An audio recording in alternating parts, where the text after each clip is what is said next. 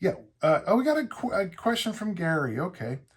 Gary, as a 68-year-old man whose concerns are longevity, God bless you, maintaining muscle mass and staying as lean and healthy as possible. Okay, whoever you're in the room with right now, Gary, put your hand up like this and demand a high five.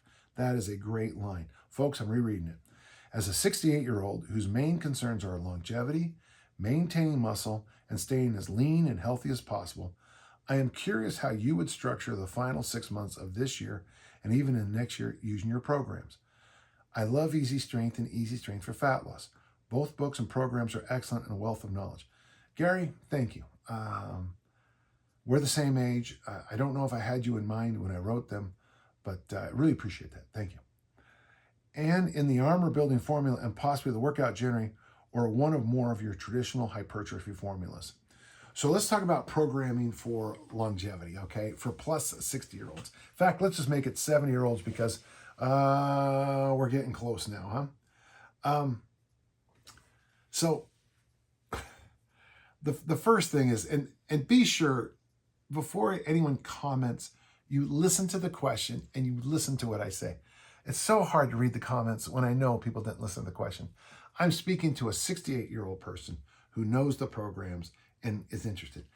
The very first thing I would tell you is kind of do it the way I do things. So when I look at a week, in longevity, I break everything down into even smaller and smaller components. So before we even get going, let's talk about how you start your day. When I start my day, I tongue scrape, I floss, I brush my teeth, I mouthwash, I do certain things for my health before we even get going. I fast a lot. I think fasting is a good thing for longevity. What I mean by fasting is simply I compress my eating window every day. Don't make it a big deal. It's simpler than you think. So when you get into a car, you make sure you have your seatbelt on. You make sure you check all the mirrors. If you're on the freeway and people are driving like Utahns or New Yorkers, just drive over a lane and don't try to win any contests. I keep floss sticks in my car, so I floss my teeth as I drive. I listen to books on tape as I drive because I'm trying to constantly keep this thing growing. Right now, as I'm sitting here in the house, we have homemade bread. We have a pot of a chicken and it's got to be 30 different vegetable soups. I have a smoothie waiting for me at the end of this one that is got protein and a bunch of veg and a bunch of berries in it. I always have water with me. I'm always making sun tea. I got honey. I care a lot about what I put in my body. I know a lot of people think it doesn't look like it. But as you know, Gary, being 68 and keeping in shape is a lot harder than being 16 and keeping in shape. So when it comes to training itself, I look at the weekly structure first, and I hope you're doing extra walking. I'm starting to slide over this idea that the best mobility work I do is walk. And then the best mobility work I do is walk, followed by the original strength, which is all on the ground for me now. Why? Because in our age cohort, the most dangerous thing in the house is the ground, the floor. And so, and I was very candid at Fort Campbell a few weeks ago. In fact, it kind of broke my heart. But, Tiffany died in the fall, and I spent my adult career telling people the concerns of falling. And that's a tough one. So being safe is a big factor in longevity. Wear a seatbelt, don't smoke, wear helmets when appropriate. Don't just say, let me throw this ladder against the house and I'll, do something really dangerous.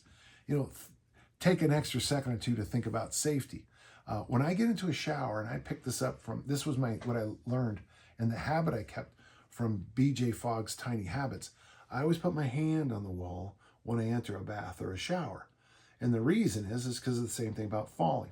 So it's a habit I always have. I put it here, and then I put one foot in, and if I feel soap on the ground that could have knocked me in my butt, I have one foot out, my hand on the wall, my foot slips, and I remind myself that that's one less fall in my life. When it comes to diet, eat like an adult, I hope. Eat your veggies, eat your protein, drink your water.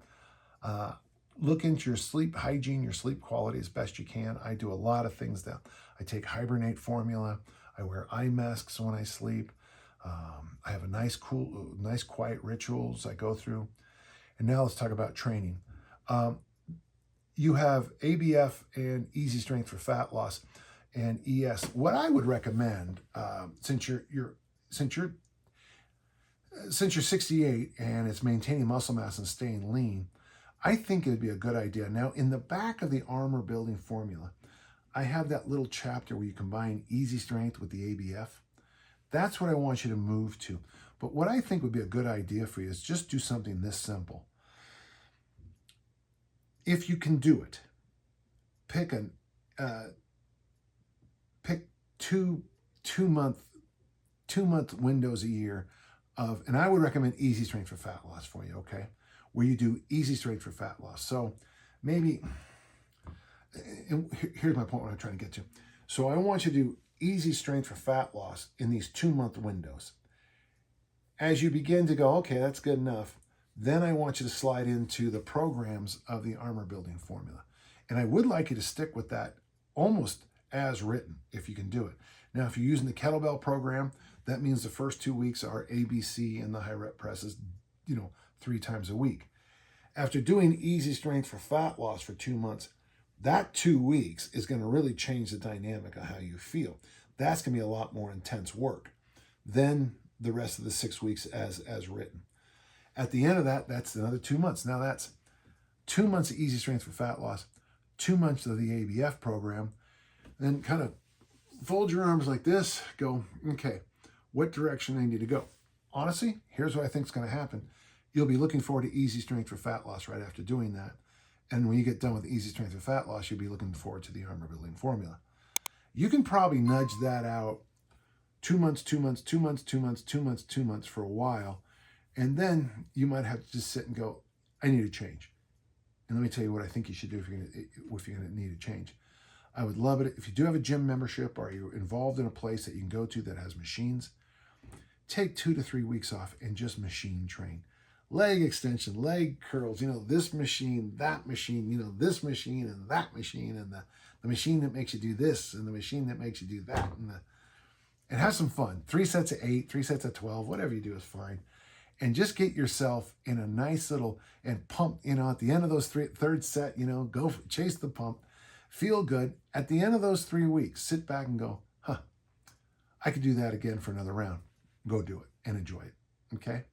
But I personally think, Gary, for the goals you wrote, longevity, maintaining muscle mass, and staying as lean as possible, Easy Strength for fat loss, the fasting, the coffee, the small little things that are mentioned.